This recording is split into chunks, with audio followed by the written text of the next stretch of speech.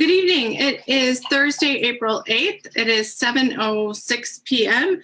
and I'm calling to order this special meeting of the Nashua Board of Education.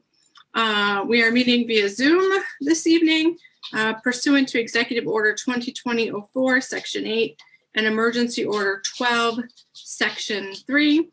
You can access a live stream of this meeting on Nashua ETV or on Channel 99 via Comcast. I don't have our clerk back, so I will call the roll. Let's see, Jessica Brown. Present. Okay. Gloria Timmons. Here. Dottie Oden. Here. Jennifer Bishop. I'm back. Yes, I'm here. Okay. Let's see, Paula Johnson. Present. And Sandra Zine. Here. Okay. Miss Giglio and Miss Giglio won't be joining us this evening. Mr. Guarino will be joining us a little bit late. Also, we have Miss Kinsella, Miss O'Gara, Miss Hines, and joining us from BWP, we have Dr. Williams and Dr. Hill. Did I miss anybody?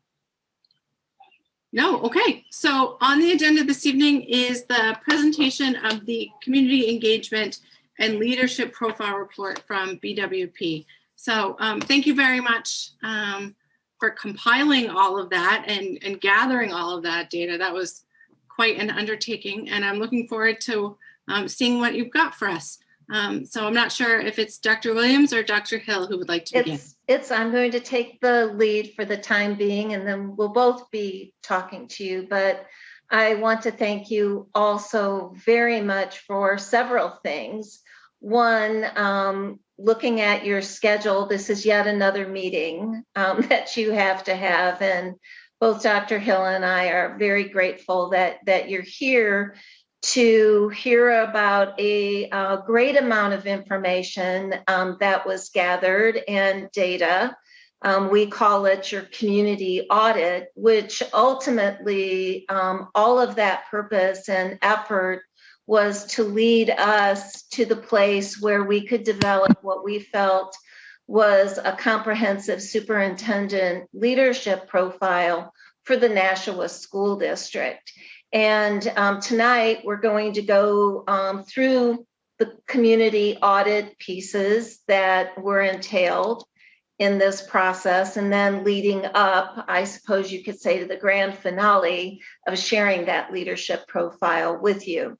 Now, I recognize that the report we are going to be speaking to is 132 pages long. But I want to assure you and the audience who's watching that we are not going to go through all 132 pages. We're going to hit the highlights so that you understand what took place and ultimately get us to the point of the profile. But before I launch into the information and data, I cannot believe the incredible support and turnout from your community. And we're going to talk about one of those pieces in a minute, but incredible turnout and support for giving the feedback. So I really do feel, and Dr. Hill feels, that you really were successful in getting a cross-section of your constituents to weigh in on this very important work.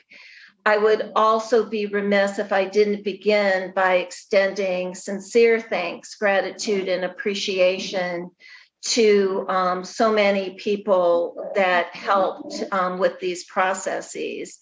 And I do want to take a moment to give a shout out to the ad hoc superintendent support team, if you will. Jessica Brown, Heather Raymond, Gloria Timmons, Sandra Zine, as well as Tara Kinsella, Dana O'Gara, and Stacy Hines. And a particular shout out to Stacy, because I was constantly in communication with her, and you were so responsive, as was everybody. But without all of your support and your efforts, this just, it just wouldn't have been possible. So thank you also very much. And I also want to have a particular thank you to Yenny Armenteros, who, when I provided the Portuguese and the Spanish surveys, reviewed all of that information and made corrections where it needed to be. And she also was one of our translators. And a shout out to the ASL and translators that also helped at one of our student focus groups. So also in appreciation, as I somewhat began, if we didn't have participants and we didn't have people coming to the focus group meetings or the community forum or completing that survey, we wouldn't have compiled the rich mass of information that we had that led us to the superintendent profile. So thank you very much to all the organizations, and we'll be getting into some of the data that has to do with that.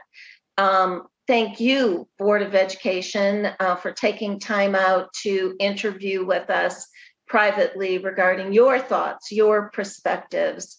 That was critically important. And to some of your civic and government officials who spent time with us as well. Ultimately, and we'll be talking about this in greater detail, you had 2,719 surveys completed. 2,719. Dr. Hill, you've been in this business a very long time. Would you comment on that number of surveys that people completed? Well, I've been doing this for about 16 years. I've done it in districts much larger than yours, as many as 159,000 students. You are now the winners. I've not ever had this many surveys completed by a school district. The fact that you had it in 2 different languages, we've done that before. However, again, 3 different languages.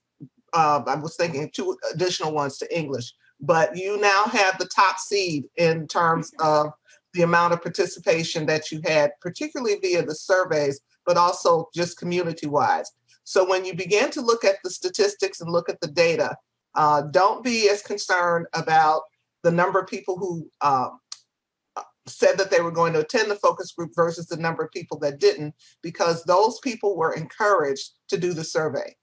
And so obviously the job that your staff did in terms of getting the word out, your plan was well executed in terms of getting people to at every corner of your district. One of the things you'll see when you look at the data is that every group was represented.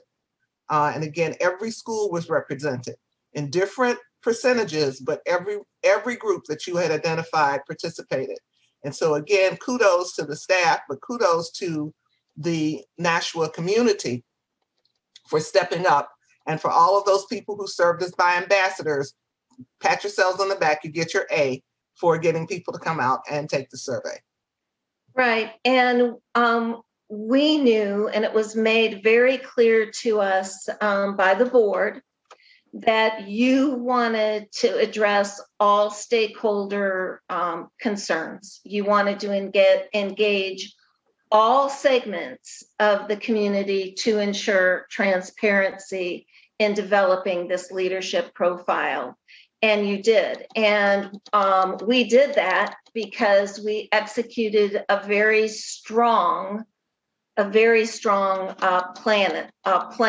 of attack, if you will. And I want to go through that plan of attack with you, if you will. The plan included, certainly, and I already thanked people, that superintendent search ad hoc committee, and certainly meetings that Dr. Hill and conversations that I had with both Ms. O'Gara and Ms. Hines regarding getting the initial job description and advertisements posted, but the plan also included far more.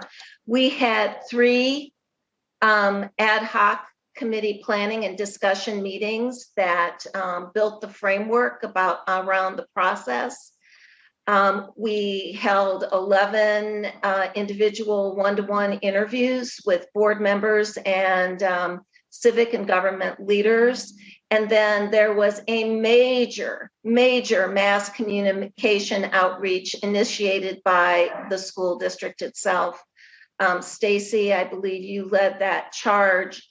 Your Nashua School District had numerous communications via its email to all staff and families, Twitter announcements, website postings, press releases, news for employees, Facebook communications. There was personal outreach via email, phone calls, also initiated to the district, to each Nashua School District collective bargaining unit, to the Nashua retired teachers, all city employees with Nashua nh.gov email addresses, to the PTO presidents, the Nashua Chamber of Commerce, civic organizations such as Rotary Club and of Nashua and Nashua Rotary West, a variety of community organizations, including Symphony New Hampshire, youth organizations, youth sports organizations, City of Nashua Interfaith Council, North-South principals, student activity coordinators for student participation, ELL communications coordinator and homeschool coordinators for ELL families, the Nashua Adult Learning Center, Nashua Community College, is it Rivier University? Did I get that right? Yes. And Southern New Hampshire University. That's a lot of outreach. So more than 32 community groups and organizations were contacted, in addition to all school employees, and all of them were invited to participate in focus groups and a community forum. That's a lot of outreach.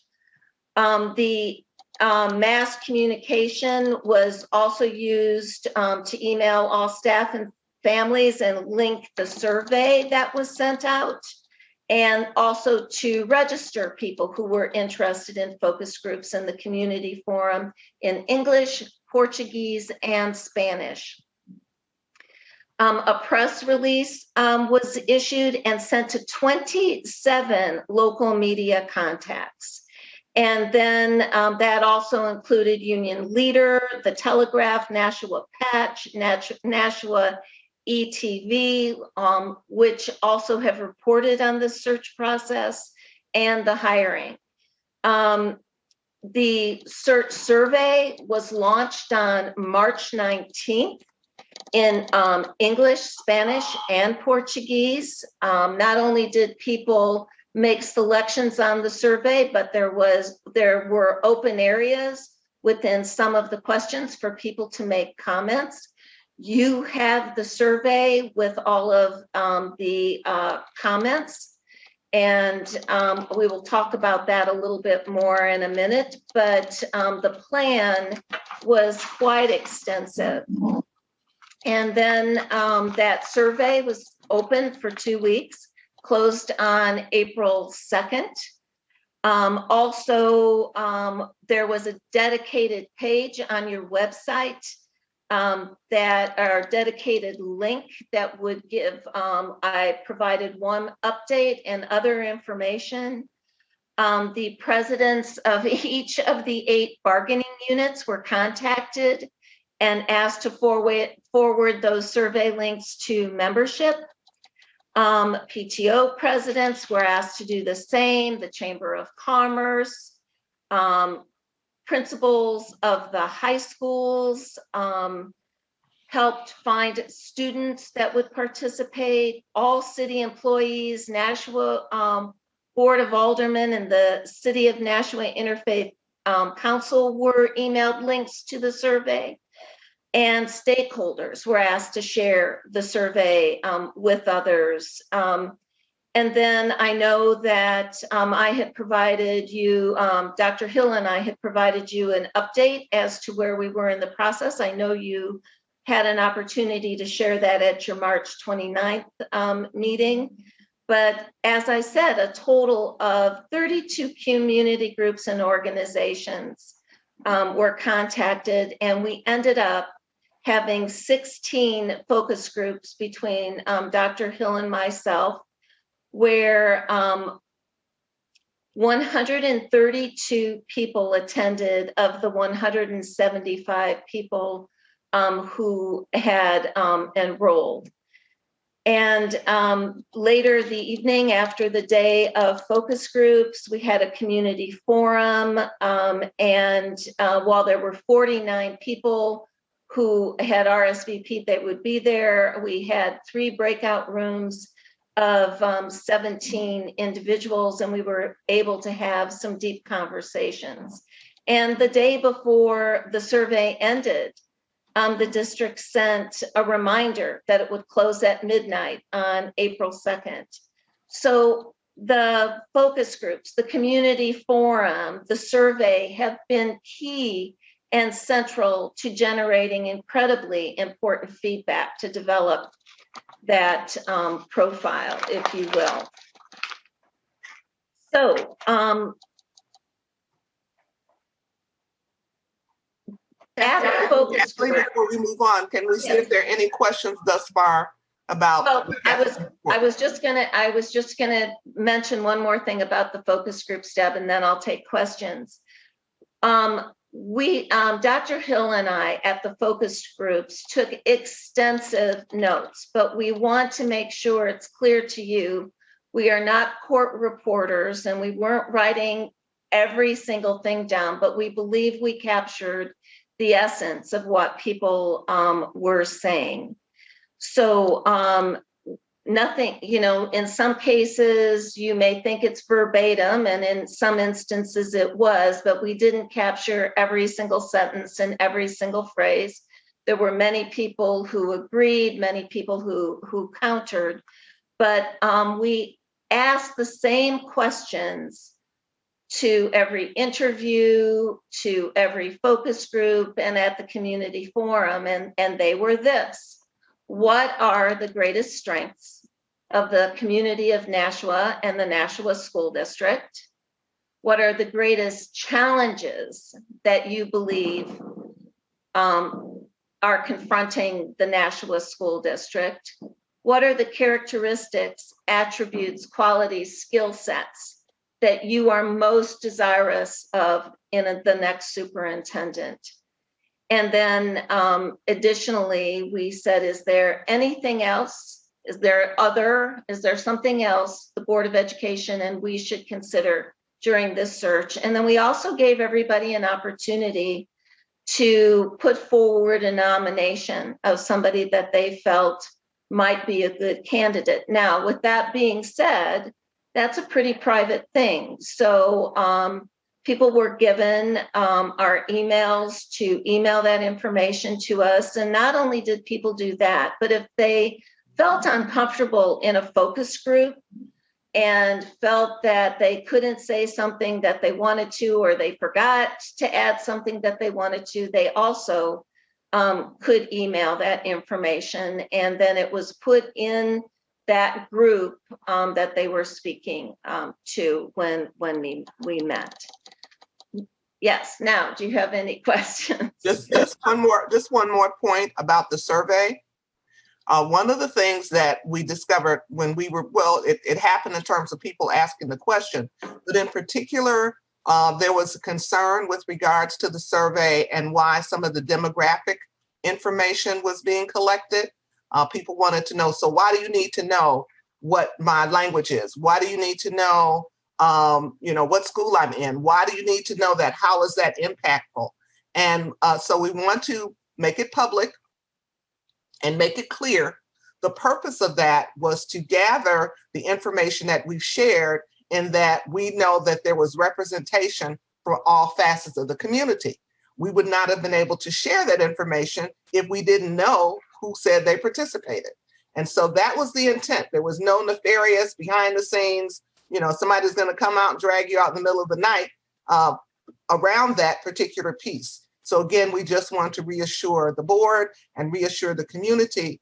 It was simply related to demographics, to find out how this all unplayed, were groups represented, did the communication plan work? Because one of the questions and one of the concerns was, well, why do you want to know how I found out about this? Well, a very expansive and extensive communication plan was put into place, and you would like some feedback in terms of whether it worked or not. So with 2,000 plus surveys, it obviously worked.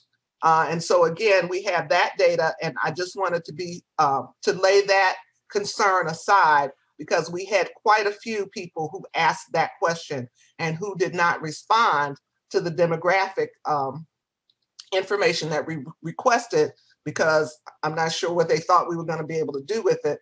But again, it was not designed to do anything but provide you and us with information that says, yes, this group participated, this language group, this school group, this community group, these employees. It was really just demographic information. And by the way, all of that information did not go to the school district. While the link was on the school district site, the information went strictly to BWP and Associates area, if you will. It did not go through. So none of the school district personnel had access to any of that information. And speaking of that, just in case, I know I told members of my focus groups that board members were not allowed to be part of the focus group or the community forum, for the sheer fact that we wanted them to feel comfortable. We wanted them to be able to be honest, open, and share their own perspectives and their own views, which both Dr. Hill and I feel very strongly that they did. So we are going to talk about the survey, but before we go on, leading up to that, do you have any questions? Thank you, Dr. Williams and Dr. Hill, for the clarification. I think it worked. There was some refreshing candor in the comments that were in the report that you gave us this morning. But nowhere in that 100 and I forget how many, 23 or 32. 132 pages, nowhere in there did it connect the answers with any identifying information. So we as a board and as a district have no way of knowing who said what, or who identified what they spoke or what their ethnicity was. No, nor we just wanted to know, did you reach out to all of your constituent groups? And we're going to share some information with you. Deb, did you want to go through the survey information and talk more specifically about that, and about the participants? I would love to hear that next, Dr. Hill. I just wanted to note for the record that Mr. Guarino joined us during Dr. Williams's discussion. Mr. Guarino, was it about 7:15? It was 7:10, and I don't think 7:10, thank you. he said he can't hear anything. Oh no, perhaps he could log out and log back in. I'll write it in the chat. Yeah, because he said it in the chat. Yes, I'm seeing it right now. That actually happened to me before, and I had to log out and log back in, and then I could hear people again. Okay. Yeah, because I do think that Mr. Guarino is very interested in what you're presenting. But I did want to get for the record exactly what time he came in, and I was listening and I didn't notice him right when he entered. Did anyone have any questions about what Dr. Williams has presented so far? I don't see any hands. We were very comprehensive. Well, we'll come back and you'll have plenty, just like I said at the focus groups, we'll come back if there's something else, and if not, I'm sure you'll find it in the report. So I'm going to let Dr. Hill talk, but we want to talk a little bit more specifically about the survey and the some of the information that we want to share regarding how all of the stakeholders were touched in. If some of you are looking at that report, it's toward the middle and the bottom of page 5. Thank you. Go ahead, Dr. Hill. Okay, good. We've given you a little bit of generalities about the survey, which took between 5 and 10 minutes to complete. We did not have any technical difficulties. One of the concerns that sometimes happens in the community is whether people are doubling up on the survey, and that's red flagged if that happens. If the same IP address has the same information, then typically the system will kick it out if it's represented more than 2 or 3 times. And so we didn't have any of those red flags relative to that particular part of the survey. Again, you had all your categories of students, former students, legal guardians, parents, employees, non-employees, residents, non-residents, and then some. You'll see when you look at the data that some participants did not respond to all questions, and that was okay. Again, what ultimately happens is you look at a notion of frequency distribution in terms of responses, and then you can look at the charts and see the percentages of people who felt that particular way about that particular section. Approximately 36% of the respondents live in Nashua. Approximately 64% are parents with students in school. And again, the good side to that is recognizing the number of people that participated. So you've got a good, 30-some% of people who don't have kids in school. So that gives you another avenue to look at. Approximately 31% of the respondents are district employees. So again, you had a good turnout of those who work for you. All ethnic or racial identities were represented. We talked about that a little bit. Respondents collectively indicated that all primary languages listed were spoken in the home. So you had not only the 3, English and Spanish and Portuguese, but you had some other languages, and people noted that as a part of the survey. All ethnic and racial identities listed were represented. The respondents collectively indicated, and we talked about that, about the language in the homes. The population identifying with special services, either IEPs or 504 plans, the LGBTQIA, the language learners, homeless, those receiving free and reduced lunch, all of those services, people from all of those groups participated. And again, that's noted in the survey for those people who responded to those questions. All elementary schools have representation in terms of participation. And the open-ended comments, again, are included, and names and references to any individual were redacted. We started off telling people that was what was going to happen. We did have a number that we had to go back into the survey and redact it. And again, that's for the protection of not only the individual, but for the protection of the board. You don't want to have somebody coming back and slapping you with a lawsuit about what they had to say in a survey that becomes a public document. Again, we gathered all of the information and analyzed it. And like I said, 2,719 is unimaginable. So imagine what it took for us to have, because we go through every one of those surveys, we read all of the comments, we had to funnel it through in order to get the frequency distribution. And it was really overwhelming for us because I've never had to read 2,000 before. And so again, we appreciate the patience that you've had with us getting this document completed. But we believe it's important for the community, it's important for the board, and it will be important for the incoming superintendent to have access to this information. People were gutsy and people were gritty. So while you may not be happy with some of the comments, it's what people said and what people have to feel. And again, you shouldn't take it personally, but taking it as a growing and learning process, because you have a new individual that you're trying to hire, and you want to make sure that you stay on target and on focus in terms of the information that they're going to need to have to be successful.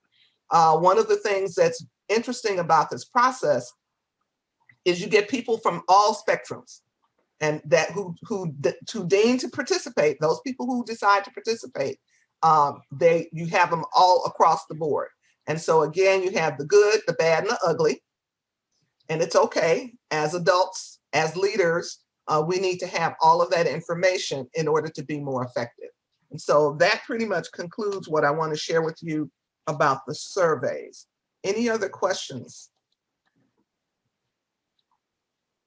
So we feel, because of the number of participants in focus groups, interviews, community forum, and the survey process, we have very reliable and valid information that we could draw from. And that is so important, because the leadership profile is what this is all about. And that's going to drive who we recruit. It's going to drive who we interview, and it's going to drive who you select. So this is really good. So to share a little bit, we gave you appendices A through E, if you will. And Appendix A, and I'm not going to go through every single thing, but Appendix A provides some major themes that emerge from both the qualitative and the quantitative data. And these themes aren't in priority order, but we do believe that they capture the essence of communities' perceptions about the Nashua School District community and what will be required for the success of the person who becomes your next superintendent. So there were some shared interests that were gleaned from this information. And one is that there is general agreement that a doctorate, while an asset and a strength, certainly need not be a requirement. Another shared interest was that the candidate should have a strong and long-term commitment to the community and the school district. Very concerned about people moving in and out of the position and leaving. The candidate should have teaching and leadership and administrative experience, preferably as a superintendent in a similar and comparable sized district with a similar diverse population. The candidate will need to address the challenges in the area of community and Board of Education relations, curriculum, instruction, and assessment needs, workplace morale, developing and implementing an effective, timely, and well-communicated plan to help students return to school while addressing learning achievement gaps that likely occurred. So we're going to right now share the primary strengths that we repeatedly heard or read about Nashua and the Nashua School District. So in terms of strengths, we heard over and over and over again what a caring, dedicated, talented, and skilled teaching staff you have, who are considered approachable and easy to speak to about issues. Another strength, a supportive community with supportive community members, organizations, businesses, and support systems. A large city with a small town feel. If I didn't hear that in every single group, I'm sure I did. Somebody brought it up. in some way, shape, or form. And I know that happened with Dr. Hill as well. The proximity to the mountains, shore, and Boston was a strength of the community. Small schools you have at the elementary level. A strength, diversity, and the benefits of various cultures and backgrounds. Another strength, supportive special needs programs and assistance. Collaborative and involved parents and PTAs. Your facilities. Breadth of school offerings. Technology access. Communication between school and home, particularly with the teaching unit. School psychologist and supportive services was a strength, and extracurricular options that support socio-emotional health. Big set of strengths. Now for the challenges. Deb, do you want to share the challenges? And let me say, in some instances, the challenges are counter the strengths, because for some it was a strength, and then for others, yeah, that may be the case in your situation, but this is how I see it, and that may not be a strength. So don't get concerned when you hear things that you heard as positives are also things that people consider challenges. And some of this may be hard to hear and hard to listen to, but this is what it is.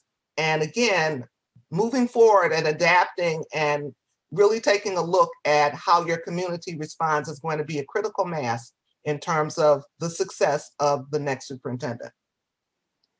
So big concern is COVID. Of course, across the world, big concern is COVID. But essentially, what's going to happen? How are we going to address that? How are we going to keep the community together?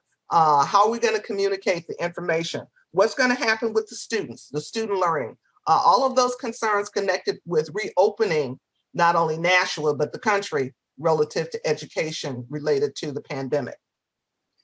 Increasing the fact that people feel that there are increasing pockets of poverty and homelessness in your town, in your city. Communication at all levels. And this was interesting because, as we said, in one instance, people thought the communication was good. And in other instances, people were saying, well, it may be good for you, but it hasn't been so good for me and mine. And so again, that whole notion of looking at communication, as we said, the communication plan for getting people the information about this search was outstanding. And so again, taking a look at some of those directives and things that came out of that and seeing how you can capitalize on that will really begin to answer that challenge of communication at all levels. Others felt a community that in part is filled with anger, that there are hateful behaviors, that there's a lack of unity and distrust. And I want to just use the example of people being concerned about what was going to happen with the demographic data that we were asking for as an example of distrust. You know, that came through loud and clear in terms of people not being sure if they want to give you that information or give us that information because they weren't sure what was going to happen with it. A low morale. And this came up again over and over, and not just from one group, but from many groups. Again, remember, we did 16 focus groups in a day.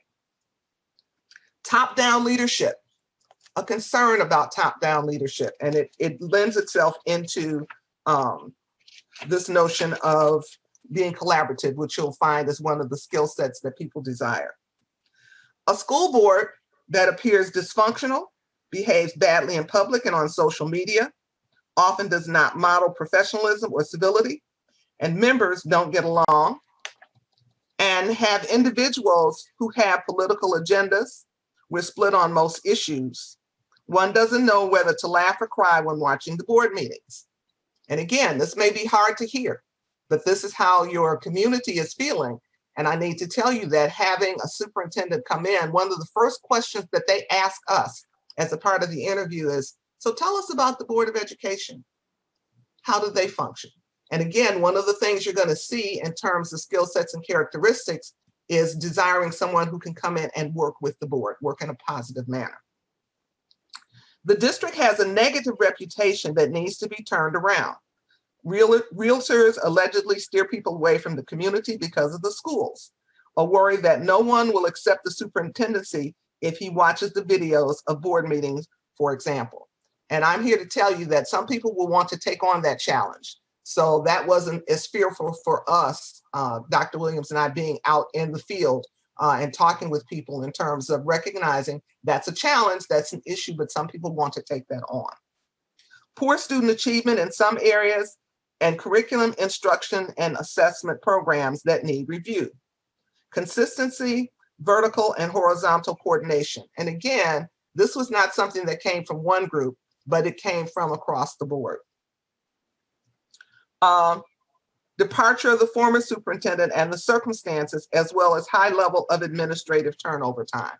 And again, that notion of a high level of turnover of administrators really became a theme that went across most groups, recognizing that part of not being able to make forward progress is because of the administrative turnover, people didn't feel like there was a vision. There was some place to go. Everybody was kind of doing their own thing. Transparency, critical mass, again, and these are not listed in any kind of ranking order, priority order. They're generally things that, again, people felt and you need to pay attention to. And that's one of the reasons why it was so important and will be so important to continue the transparency relative to the superintendent process. Trust, nothing more needs to be said about that. Response to bullying issues that's been slow and defensive, and that's, again, for some people, a good portion of the people. Diversity, growing needs and limited resources and aspects of racism. Again, an issue that people are dealing with all across the country. Finances, more needs, you have more needs than you have resources, and a lack of sufficient funding. People talked a lot about the taxpayer and who's bearing the burden of educating your schools. Space in some schools. A lack of team attitude and individuals working in silos. Again, you will find that one of the characteristics that people are looking for would be a unifier. People not feeling heard. For example, surveys are completed, but responses are not embraced. And again, one of the things that we continue to tell the focus groups, and we talk with you about it, is sharing this information with everyone so that they can see how their input was considered and that they were heard and were listened to in spite of the outcome. And then finally, redistricting and related space concerns in some schools. And again, that whole notion of space and facilities is something that a new person will come in and have to grapple with. So, questions regarding the concerns or issues? I don't see any, but I think that I'm glad that our community was, again, full of candor about how they were feeling, because we can't move forward if we don't know where we are. So, so thank you to all 2,000 people who completed the survey and the people who participated in the focus groups. That probably wasn't easy to do, and we appreciate it. And I'm just going to say with that comment, we're going to go straight into the leadership profile that was built based on the skills, quality, attributes that we got the feedback from all over the board. But I want to mention, particularly to the board, that in Appendix D, you have all of our notes from the focus groups and from the community forum and from the interviews. And we clustered the Board of Education interviews together so that you could go there and you could see how you all feel. And I think you're going to be surprised when you read it, because there is more similarity than there is not. The two government and civic officials, we didn't want anybody identifying them or trying to guess who they were. So their comments are interwoven within the community forum comments. We thought that was fair and didn't want to, oh, who would say that? So, and it's all over the board to protect those individuals. But in Appendix D, we gave you all of our notes as we heard it. And so as we just finished telling you about the strengths and the challenges, you will hear straight from the people how it is we came up with that list. And you'll see a great deal of commonality in most of those groups that led us to those lists. And then if you further take a look at how people responded on the survey, you will also understand that better. And then section or Appendix E, you have all of the survey data, the quantitative data in terms of the responses, and then you also have qualitative data that Deb had mentioned to you before, where people wrote in comments. We did redact specific names, initials, or some phrase that only could pertain to one person. So for the people who said, hey, where did my comment go? It went, because that wasn't our purpose. And it was even good comments. So we, you know, somebody may have had a lovely comment about somebody, but we weren't wanting to call out individuals. So we applied that standard to everything. So you'll see all specific names or references to an individual or a position in a particular school was removed. So all of that being said, Kathleen, can I add one other thing? yes, Kudos to your students. yes, You know, I think as adults, we need to listen to our kids more. Your students were on point.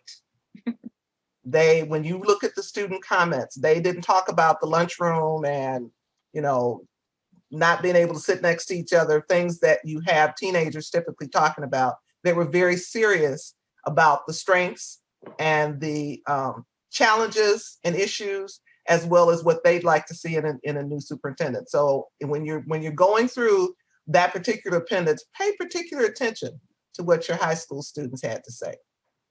yeah. And I also want to repeat, in case somebody joined us late, if somebody felt that the people in the focus group, they were fearful of saying something. For example, if you had a parent in a room with some teachers and they wanted to say something, but they didn't want to offend a teacher or teachers in general, they sent the comment to one of us and we put it into that focus group or the community forum that they were in, so that nothing would impede their ability to hear their voices. So just saying that. So Dr. Hill, how about if you and I tag team on the superintendent leadership profile that we feel captures what we heard? And with that being said, this is probably one of the longest leadership profiles we've ever written. And we discussed, but we felt this is what they want, so it's going to be a long leadership profile. So here we go. So your community, your input, has indicated that they are very interested in acquiring a superintendent who is a strong, transparent communicator, both verbally and in writing, and who routinely reaches out to others and actively listens. They want a leader. Backlash. They want a leader who has a highly successful and proven record of success and experience as an educator, leader, administrator, in a similar and like district with comparable diversity and complex issues. A leader who can hit the ground running, is organized, focused, and can efficiently, successfully, and effectively develop and initiate a plan in a time-efficient manner to re-engage students to in-person learning while addressing ways to lessen learning gaps and emotional health issues. A leader who will assist in the development and execution of a redistricting plan related to the future construction of a new middle school. A highly effective problem solver and a leader skilled in conflict resolution strategies. A respectful and engaging leader who can reestablish a culture focused on student learning, achievement, and success, and play an active role unifying the Board of Education, administration, teachers, support staff, parents, students, and the community around its core mission and purpose. A positive, honest, genuine, and caring leader who will help reshape the culture of the school district to be focused on its shared mission and vision, seek attainable goals while being collaborative, engaging, sharing decision-making, and acknowledging and celebrating its successes while addressing its inadequacies and possible failures. A leader with demonstrated integrity, who inspires and motivates others, and one who wishes and have others wish to follow. An efficient and time-sensitive organizer and manager of district responsibilities, requirements, and essential tasks. A courageous leader who makes wise decisions in the face of adversity and will stand behind those decisions with supportive reasoning, facts, and data when asked why. A leader with a strong finance and budget acumen and is familiar with advocating at local and state levels for other funding opportunities and resources. One who can shift resources to meet the greatest needs. A leader who is willing to establish roots in the community, stay, build and forge positive relationships with stakeholders, and see one's plans through to fruition. A leader who embraces diversity of thought, perspectives, backgrounds, cultures, races, and supports them. A highly visible, accessible leader who will build credibility with consistent face-to-face connections and interactions with students, teachers, staff, parents, and the community, business and civic leaders. A knowledgeable and well-versed instructional leader who has a strong understanding of effective use of data and research-based instructional and assessment practices and strategies that provide rigorous yet supportive learning environments and resources for all children. A strategic, visionary, and forward-thinking leader who will assist the district to help prepare all students for dynamic, future-focused, and ever-changing careers, livelihoods, and futures. And finally, a collaborative leader who routinely engages necessary stakeholders before making decisions that impact those individuals. So that was a lot, but we think it essentially captured what we heard and what we read. Any questions? Again, recognize that one of the components of this, when we now take this profile, if it meets your approval, when we take this profile and use it for screening, we know that we're not going to find someone that can meet all of these expectations at 100% level. But At the beginning. But I assure you that there are people out there who can at least meet these expectations at least 80% level. 75 to 80%, there are plenty of good administrators out there that can do that. And our task is to go out and find them. Any other questions? Ms. Bishop? Just a quick one in regards to that that list that sounds like something kids write for Santa Claus. Yep. Is that pretty normal for a district our size in regards to what we're looking for in a superintendent? Is it kind of within the boundaries that you guys are used to, or are we just a super magical district that has high expectations? No, I'm going to be real frank with you. The challenges that your district is grappling with is significant. That's why the list is so long. Normally, there are going to be issues in a school district. I think that given what we heard and from whom we heard it, there are so many areas. So for me to say, for example, just write one thing down about helping develop a culture, we felt that's more positive, that's more unified, that's more focused on students, because it seems that we heard routinely that there are other issues that draw the board and other community members in other different directions that they get wrapped up in. And so this is, no, this isn't typical. It's far more, as you read through it, communication, huge issue at so many different levels. Culture is a huge issue at so many levels, decision-making, so on and so forth. So yeah, it's not really a Christmas list, so to speak. It is more, these are things that really need to be addressed. And if we can find, and I believe we can find somebody who has a number of the characteristics and qualities that can lend itself to working on the others over time, because quite frankly, superintendents are not successful by themselves. They surround themselves with really good people. They engage and they build the capacity to lead. Thus, the one where even the community wants a leader that they want to follow.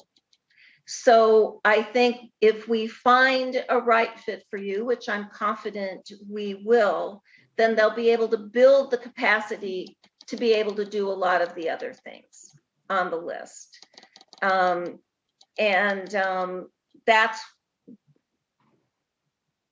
That's why it's so detailed, because there's just putting a general statement down, I don't believe got to the essence of what we kept hearing over and over and over again. If that does or doesn't answer your question, I don't know, but it isn't typical. Deb, did you want to say anything?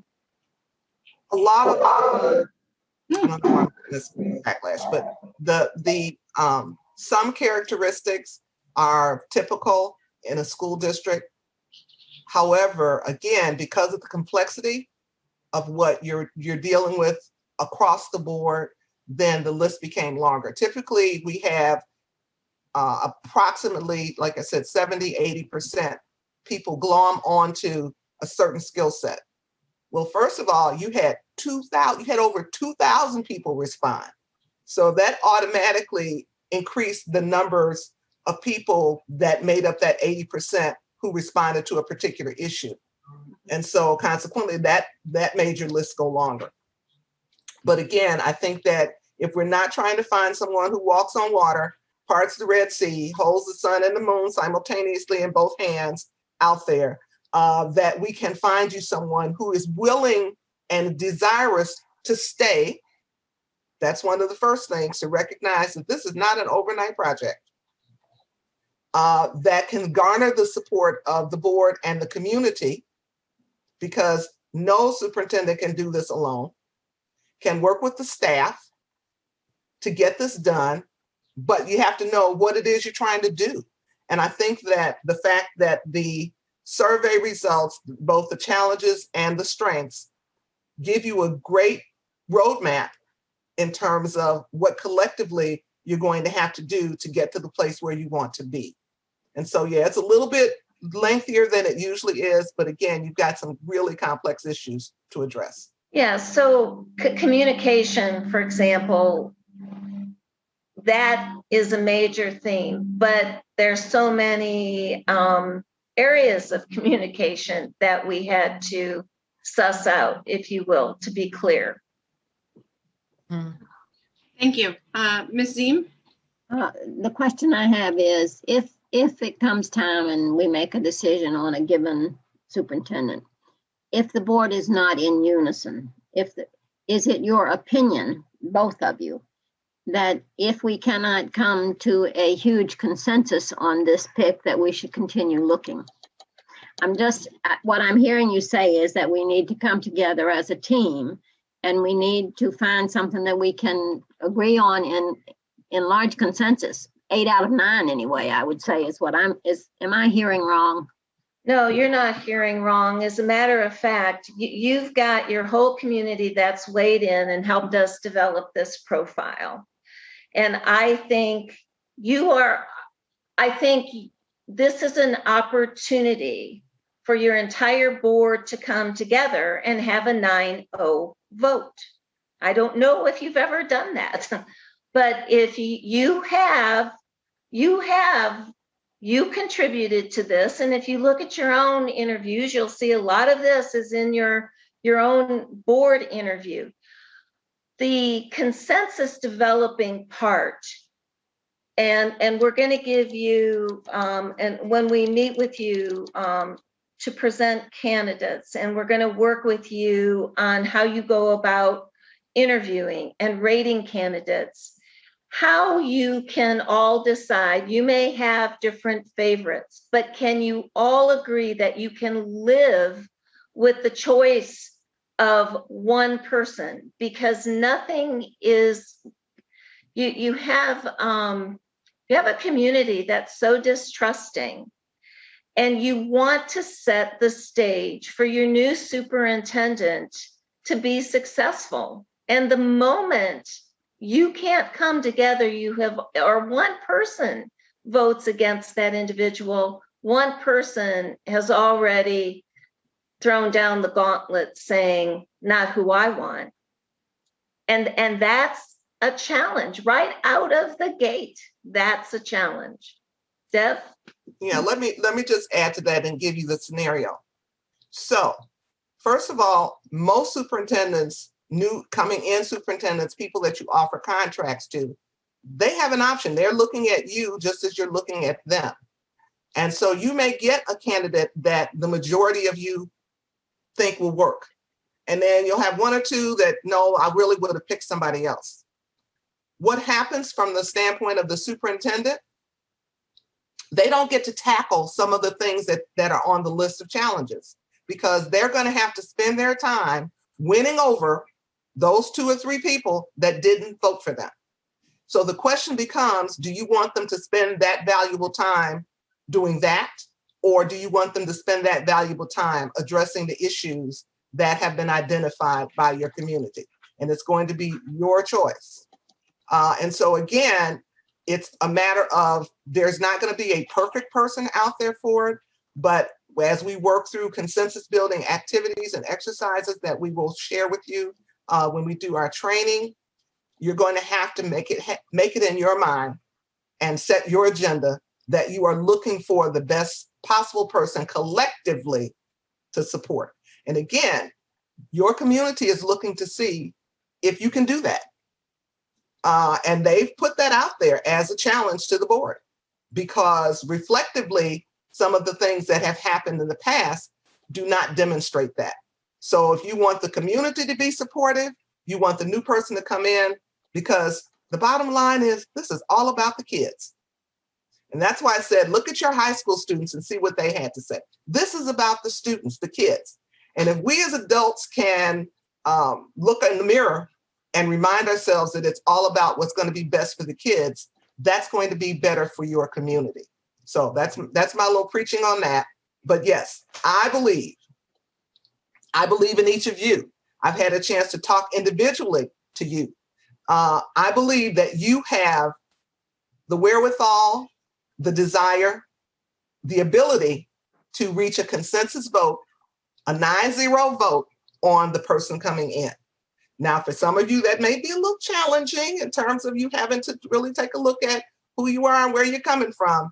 But let's go back to the bottom line.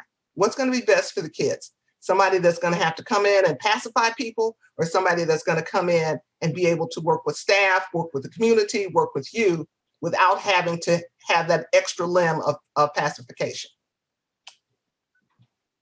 Thank you, Dr. Hill. Ms. Hines, I actually had a question for you. Will this report be on our website so that people are able to read and access it? Yes. Okay, great. And is it there now, or when do we think it will be up?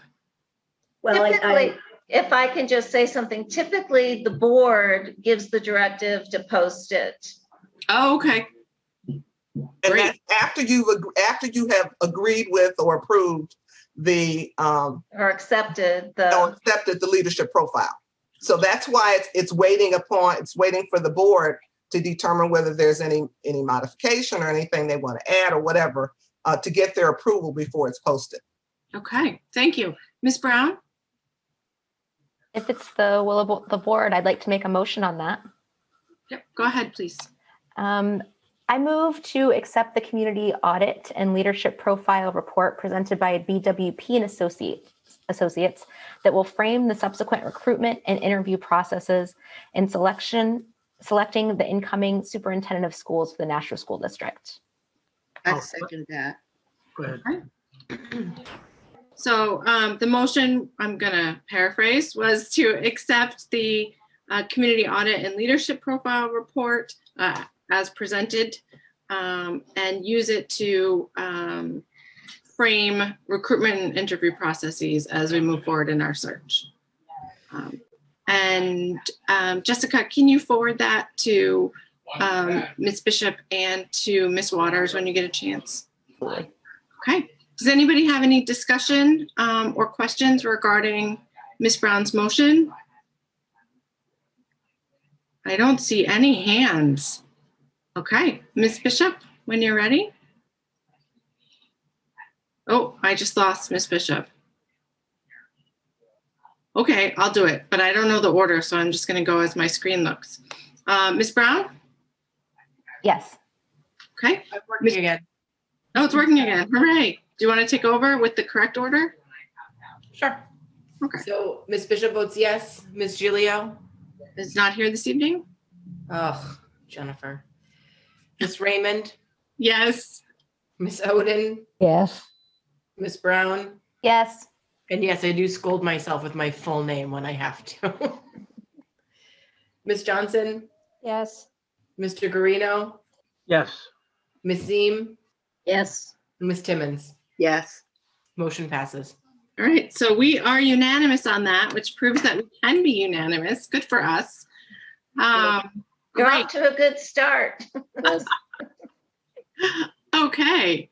All right. So Dr. Williams and Dr. Hill, do you have anything else for us this evening? We do not, just to tell you to take some time to read through the focus group responses and the survey responses, which are included in the report with the comments. Right. And what, oh, go ahead, Naseem. I just wanted to thank you both for a job well done. And it's been a real pleasure getting to know you both. Thank you so much. Thank you. It has really been an honor and a pleasure for us to get to know all of you, particularly during the interviews. And I just want to say one more thing. The job will be amended on our website, and Stacy, you'll amend it and add the student leadership profile to it. The applications will continue to be taken up till and midnight, April 23rd, at which time then we will go through the process of reviewing and thereafter interviewing, and then we will be bringing you a slate of candidates that we hope closest meets this profile. Okay, that's exciting. Ms. Brown? Thank you. I'm really looking forward to this. I read through it earlier today, and I so much valuable information to take away and use for the future. but I actually was curious about the activities leading up to it and creating the questions for us, the board members, to use when we get to those final candidates. Do we need to do a meeting between now and then before that, or will that just be connected with those interviews?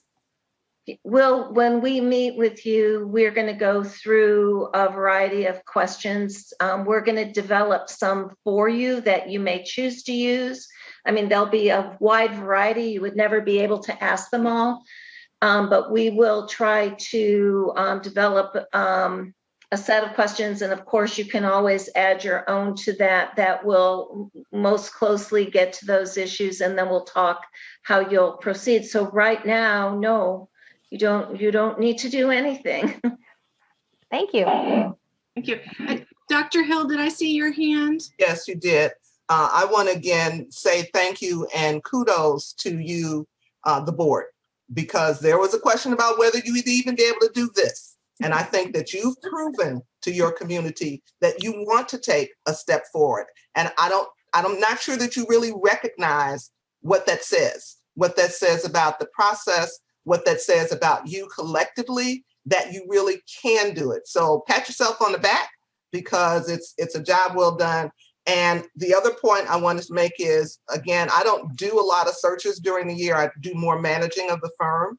But when I do searches, whenever I find searches that have gone quite well to a certain extent, I pull out some of the things that were so positive that made it different. And so to Stacy and staff, you guys have done an incredible job. I will be sharing your communication plan. I will be sharing the fact that you guys went out there and beat the bushes and got over 2,000 surveys. So the next search that I have, I will be talking with their board and their community and saying, well, you know, I did this search in this little district in New Hampshire, and let me tell you what they did. And, you know, there's the competition out there. And so again, kudos to you guys for getting us this far in the process and doing it so successfully. Yeah, and your ad hoc board members beating the bushes out there too to get the information out. Really incredible job. Well done. Thank you so much.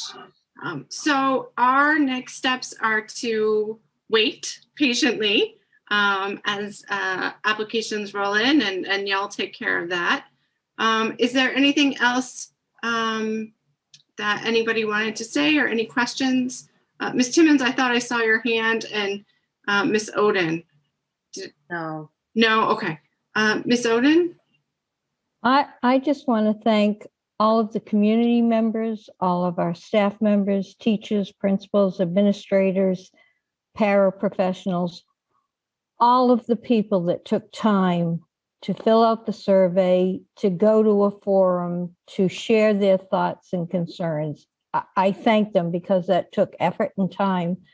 And I know I've read probably a third of the document thus far, and it was there were some surprises and there were some things that were not surprises, but I just want to thank everybody that took the time to participate in this. Thank you.